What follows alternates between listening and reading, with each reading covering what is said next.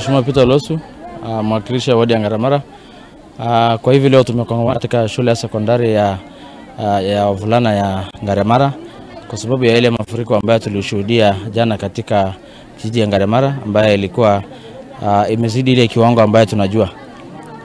Sababu ya kusema hivyo ni kwamba hata wakati lingine tumekuwa na El Nino, ile kiwango ya maji ambayo tuliona wakati hii kidogo imekuwa na tofauti kubwa sana. Inakaa kana kwamba mto wa Sonyiro ndio imeweza kuingia katika kijiji. So tumeona kwamba ile kiwango ambayo maji ambayo tuliona ilikuwa imezidi kiwango ile ambayo tulikuwa tunatarajia.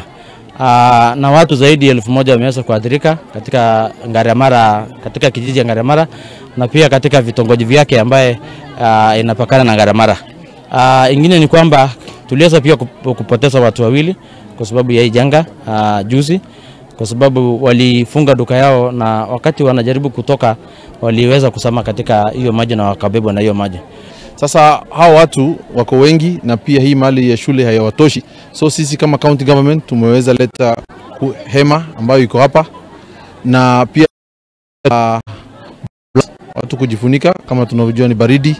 Tumeleta mosquito nets, tumeleta sabuni, tumeleta chakula. Tungeomba serikali yetu ya county, tungeomba serikali ya national government.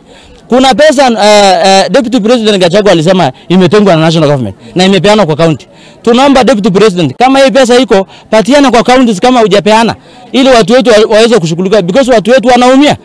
Ile picha ambayo jana tuliona katika Ngaramara ni picha ambayo haijaonekana county zingine, si Ngaramara pekee yake, hata wadi zingine katika Isiolo county ama hata wadi zingine kulikuwa na picha mingi ambayo ilikuwa inatatanisha. Kwa hivyo tungeomba tu serikali ya national pamoja na county government washirikiane ili tuokoe maisha ya watu wetu. Hasa pande ya tractor watu wameumia tayari, lakini hakuna mtu alikufa.